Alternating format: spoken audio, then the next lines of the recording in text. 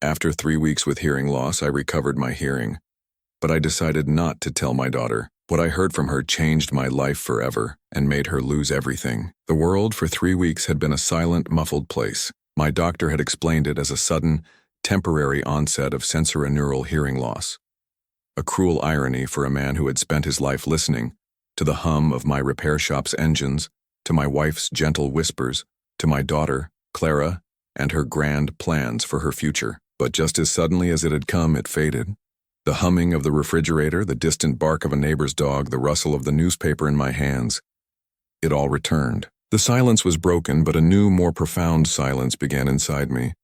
A silence of purpose. I decided not to tell Clara. My daughter had been a whirlwind of frantic, performative care during my deaf period. She'd speak in exaggerated gestures and loud, slow words, all while looking over my shoulder at her phone. She would bring over groceries, which she would promptly bill me for, adding a 10% delivery fee. Her husband, Michael, a man whose ambition far outstripped his talent, would spend his visits loudly discussing my will, as if I were a piece of furniture being moved to the curb. "He's got a good nest egg, right, hun?"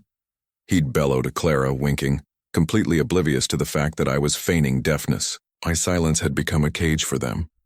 They thought my inability to hear was a green light for their true intentions. They moved freely through my house, rifling through my papers, discussing my finances with the casual cruelty of people who believe they're already entitled to everything. This was the first time I truly saw them, not as the child I raised and the man she chose, but as the greedy strangers they had become. My heart ached not for my hearing loss, but for the loss of the family I had believed in. One Tuesday, just a day after my hearing returned, Clara and Michael were in my living room, convinced I was still trapped in my silent world. I sat in my armchair, a book open on my lap, pretending to read. They were a few feet away in hushed but audible tones. "He's getting more fragile by the day," Michael whispered, his voice a vile mix of excitement and pity. "The hearing loss is just the start. He'll be in a home before we know it. We should get power of attorney now just to be safe." "A home? Don't be ridiculous. The cost would eat into the inheritance. No, we'll keep him here. He's easier to manage. Plus, with him gone, we could sell the house and still have to split the money with his sister. This way we just borrow what we need from his accounts. He won't even know." It was the laughter, the cold, casual dismissal of my life, my dignity, my entire existence. They saw me not as their father-in-law, but as a liability with a bank account. A resource to be exploited, then discarded. The pain was real, but it was eclipsed by a cold, searing resolve. My wife had always told me that when people show you who they are, you should believe them. I was finally listening. I kept my pretense of deafness. I nodded at their exaggerated gestures, smiled at their empty promises, and played the part of the frail, unhearing old man. But beneath that quiet facade, my mind, sharp and clear again, was at work. My decades as a successful mechanical engineer had taught me to dismantle complex systems and rebuild them better. Now I was applying that skill to my life, to my family. My first move was a phone call to my old friend, a lawyer named Thomas. "Thomas," I said, my voice steady, "I need to make some significant changes to my will, effective immediately." I had listened, and what I had heard was the sound of my life being stolen. It was time for me to take it back. My silence became my greatest weapon. Clara and Michael, emboldened by their belief that I was now nothing more than a docile, unhearing spectator, escalated their invasion. They began to treat my home as their own personal annex. Michael would help himself to my vintage scotch, a bottle my late wife and I had been saving for a special occasion. Clara used my credit card for household expenses, a new set of designer towels, a subscription to a luxury food box, things that had nothing to do with my modest needs. I would sit there, a silent observer, my face a carefully constructed mask of passive ignorance, my ears wide open. I heard Clara on the phone with her friend, boasting about her brilliant plan. "It's perfect," she giggled. "He's like a child now. We just have to make sure he's comfortable and sign a few papers here and there. Michael is handling all the legal stuff." Her voice was full of a triumphant arrogance that made my blood run cold. They were so confident, so sure of their control. They couldn't imagine a world where I was a step ahead. My plan unfolded with the meticulous precision of a well-oiled machine. First, Thomas and I met with my bank manager. I changed all my accounts to require my personal, in-person signature for any transaction over $100, revoking all existing power of attorney. Any attempt by Clara or Michael to access my funds would be met with a polite but firm, Your authorization is no longer valid.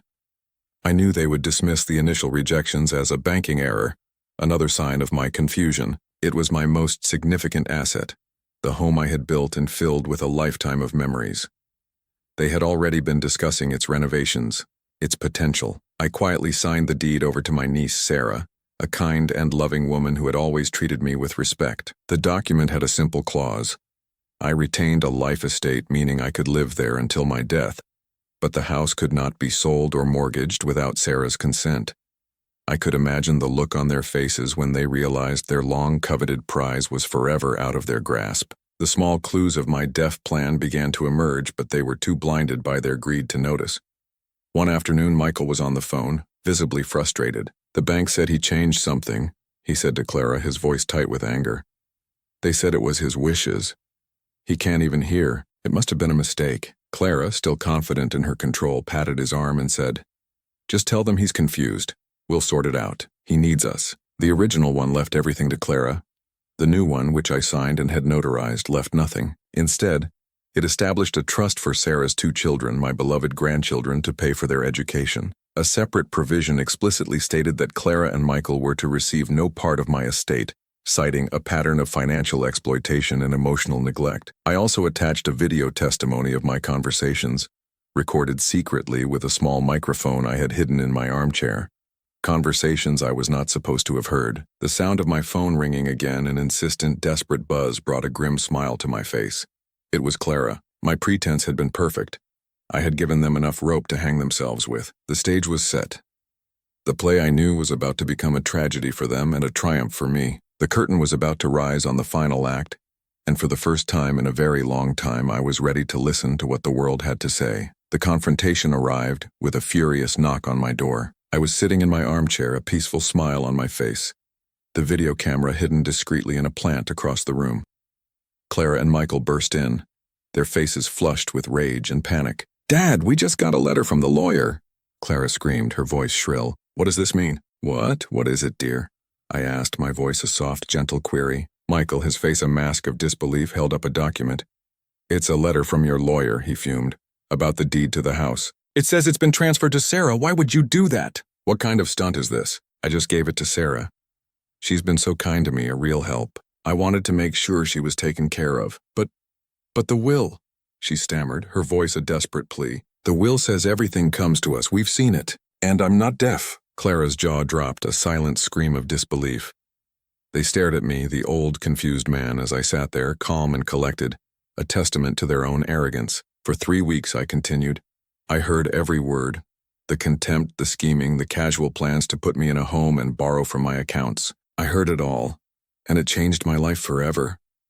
I reached for a remote and clicked a button. The large television screen in the room flickered to life, showing a time-stamped video of our living room. It showed them, sitting on the couch, laughing and scheming, just as I had heard them. Their faces on the screen were a stark reflection of their true nature, a horrifying mirror of their own greed. The video continued, showing more clips of their conversations, their plans, their utter disregard for my well-being. The justice was swift and poetic. The lawyer's letter was followed by another from my bank, detailing the new protocols and the invalidation of their power of attorney. Clara, who had been charging her extravagant life to my credit card, was suddenly faced with a mountain of debt and no way to pay it. Michael, whose business depended on a stream of loans from my accounts, found himself in a financial freefall. My will, now legally sealed, left them with nothing, not a dime. The final scene was the most devastating. A police officer arrived with a formal summons, accusing them of elder abuse and financial exploitation, all backed up by the video footage and documentation I had meticulously gathered. Clara let out a guttural cry, a sound of pure, unadulterated despair. Michael, his face pale and slick with sweat, was speechless. Their house of cards, built on a foundation of lies and greed, had come crashing down. As I watched them being led away, I felt no anger, only a profound sense of peace. My life had changed, not because of my hearing loss, but because of what I had heard. I had recovered my dignity, my self-worth, and my freedom. I had found a new beginning, surrounded by people who genuinely cared. For Clara and Michael, however, their new beginning was one of consequences, of loss, and of a bitter, final understanding that some things, once broken, can never be fixed. They had lost everything, not to a deaf old man, but to their own greed, and for that there was too late to regret.